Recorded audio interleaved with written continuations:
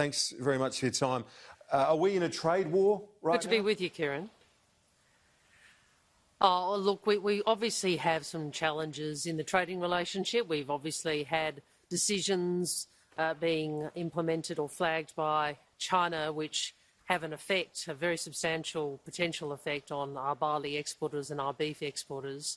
And we do need to work through them and ensure that we give those firms and in particular the workers who rely on these export markets the best opportunity to continue to trade into the Chinese market. So do you think it risks spiralling though right now? How precarious is this situation right now that we're talking about? Oh, look, I don't think it's helpful to hypothesise. Obviously, China is a very important relationship for us. There's been a lot of debate and discussion about the China relationship recently. I think it is a debate that we should be considered and careful in, and we need to be very clear about what our national interests are. I've spoken at some length previously that we are in a new phase in the China relationship, and we are going to have to think carefully about how we manage that relationship. But unlike some of the more extreme views expressed by some in the public debate, disengagement isn't an option, and the reason that is the case is in part demonstrated by what's happening now. We have a very strong economic relationship with China. China is very important to Australian industry and Australian jobs, and the government should be working to ensure that the that the trading relationship is put back on track. We're not on our own, though, are we, when it comes to China using economic coercion against us? There have been many cases in recent years, whether it be Korea, Japan, other nations, where I think China's quite angry with New Zealand right now over the Taiwan issue, and they are willing to use economic coercion from time to time, aren't they? So this is not entirely surprising, this modus operandi. Well, I'd say 2 points. First, we can't. We agree with the government. Any form of economic coercion is not something Australia can accept, and it's not something that's conducive to strong relationships, and it's not something that leading powers should engage in. I note that the Prime Minister has said that these issues are not linked with some of the recent issues in the relationship, particularly the calling for the inquiry into COVID-19. Certainly they should not be linked. We should continue to maintain our view about the inquiry, but equally we should ensure we have a relationship with China that is productive, and that's an issue that the government has to manage. When the government manages that relationship, Foreign Minister Payne rejected the criticism that you and Anthony Albanese have levelled at her. One, that she's not prominent enough in the debate and that backbenchers are dictating policy. She says backbenchers like, Andrew Hastie, Connie Fierravanti-Wells, James Patterson, that they're entitled to their opinion. It's free speech in a liberal democracy. That's how she put it. What do you say to that? Oh, well, sure, we are a liberal democracy and we do support free speech. I just would like Marise Payne to exercise a little more free speech herself. Look, this is our view. This is a complex relationship. This is a complicated relationship. The stakes are high. We know that the stakes are high, and that means, whilst backbenchers can have their say, the relationship must be managed and the discussion must be led by the responsible ministers, the Prime Minister and the Foreign Minister. So I don't think anyone would look at these last few months, or even more, and say that Foreign Minister Payne has been at the centre of the discussion and the debate within the Australian community about the China relationship. And it is her job as the Foreign Minister to do that. It's her job to frame the debate, it's her job to explain Australia to the world and the world to Australia, and it's her job with the Prime Minister primarily to manage the China relationship. So a little more Marise Payne, a little less George Christensen, Andrew Hastie and other backbenchers in defining and leading the discussion about the China relationship would be a good thing. Yeah, so that's an assumed sort of tick of approval for the way she is managing it, at least in terms of the tone, if not the frequency of her appearance in the media. Whereas Joel Fitzgibbon, he said, we may be just getting an initial taste of the economic cost of mismanaging our relationship with our most important trading partner. We must never forego our interest abroad in the interest of chasing votes here in Australia. And I think that is exactly what the PM has been doing. Do you agree with him on that? Oh, well, look, I certainly think that we've seen, particularly from backbenchers, and in particular the Prime Minister allowing them to speak, we've seen some of these backbenchers making very strident comments about China and using it for political campaigns, using posts on their Facebook to generate petitions, generate addresses for campaigning purposes. Now, this is all, the Prime Minister allows this to happen, and I think we need to recognise that the fanning of this debate may not be in Australia's national interests.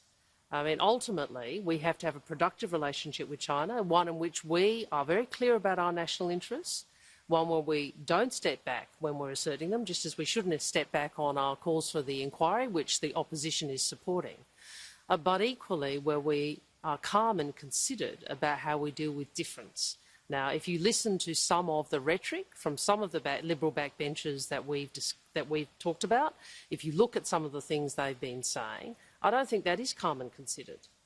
And that the Prime Minister and the Foreign Minister simply allow that to occur. We need to think about whether that's in fact in Australia's interests. So you would like him to intervene and tell them to rein it in, but as the Foreign Minister said, they are entitled to their own view. Look, I mean, we are, of course, but this is ultimately about a relationship that's important for the country, and people need to decide what is the outcome we want. Do we want an outcome where we have a productive relationship, where we manage difference in a sensible way, where we continue to assert our national interests, but also recognise that we want a productive economic relationship, for the jobs and families that means something to? Or do we want to, put things on our Facebook and in other forums about which are really very strong in their rhetoric against China? There are consequences that people need to consider, and I don't think the Prime Minister and the Foreign Minister can simply take their hands off the wheel and say, oh, look, it's just free speech, people can say what they like. These are members of the government. And as I said, a little more Marise Payne, a little less George Christensen. Be a good thing for the country. Yeah. So just in terms of something you said there a bit earlier, saying that's fanning some of these opinions, I just wonder what you say to many Australians who, and I think that there are plenty of people who do harbour anger and resentment about the way that the Chinese authorities manage this outbreak, and just the huge cost, whether it be in lives or wealth or whatever else. What's your message to those Australians who harbour a resentment and an anger towards that regime?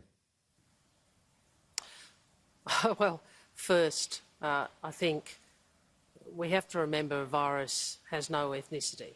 That's the first point. And that we shouldn't allow any concerns that we have about the way in which the Chinese authorities behaved in the early days of the pandemic particularly, to translate into prejudicial views or discrimination inside the Australian community. I think that's very important. Second, I do think, and I'm on the record as saying, I think there are legitimate criticisms of the way in which China handled the pandemic in the early days, in particular what was disclosed and what was not. And that's on the public record. I think an inquiry is merited because this is a pandemic which has killed many people around the world. It is a pandemic which is causing the biggest economic downturn since the Great Depression. I think humanity is entitled to make sure we understand how it began, how we could have managed it better, and what more we have to do to ensure it doesn't happen again. As Anthony Albanese said, that's a pretty unremarkable proposition. Now, Andrew Lee, Labor backbencher, if we're just talking about backbenchers a bit earlier, out of step with the main party line, he said that it's basically that inquiry, that investigation idea is Australia playing deputy sheriff to the US. Given you back the investigation, it seems like an odd thing to say. I think the Senate bells are ringing. You have to go, do you? Look, I think we're all right. We're all right. If I miss a vote, I'm going to blame you. As I said, I think the inquiry is merited. I think there are questions, as I've raised before, about the way in which Marise Payne and Scott Morrison have handled this inquiry. I think that it would be good if the Foreign Minister could explain to you why she announced this on Insiders without getting any government aboard before she made a domestic announcement of it. Was that a helpful way? Was that something that might help us get the outcome we want? It might be useful for her and Mr Morrison to explain why it took the Prime Minister a couple of weeks to write to G20 leaders to actually get support for the inquiry. I mean, we are interested in having an outcome, which is the inquiry. We're not interested in announcements, and I think the Australian people want the outcome. So I think those questions, it's legitimate for those questions to be answered. We've only got about a minute left, but and tough to answer this in a minute, but I'll give you a chance. You know, we're seeing rising nationalism in China and in the USA, the two major powers in the world. How are you worried about this spiralling out of control? I've used similar words in terms of the trade war, but this is like a new Cold War we're facing. Well, I think we live in a time where the US and China have both identified the other as strategic competitor. I think that strategic competition is hardening in the context of the pandemic, and that will mean Australia has a more difficult strategic environment to navigate. I think that is true. And what that means is the government of the day has to be calm, considered and disciplined in how it approaches foreign policy, has to look to the national interest and not play domestic politics, and has to take a very long-term view, not a short-term view. I think I've said think in 30-year terms, not in 3-year terms, about our relationship with China and foreign policy more broadly. Shadow Foreign Minister Penny Wong, I appreciate your time as always. Thanks.